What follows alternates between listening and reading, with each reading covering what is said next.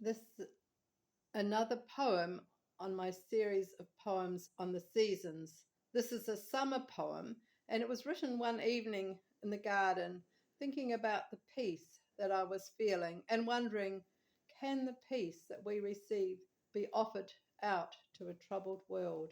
It's titled, May Peace Flow Through You Like a Soft Wave.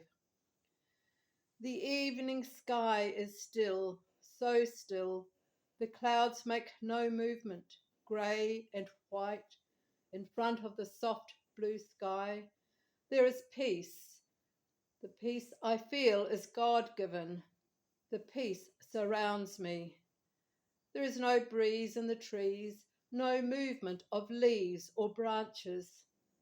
A solitary bird flies across the sky, and I can hear in the bush the evening bird song.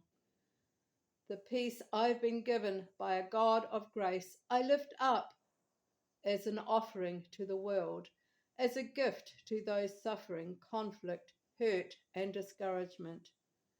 May the gentle God-given peace flow through you like a soft wave.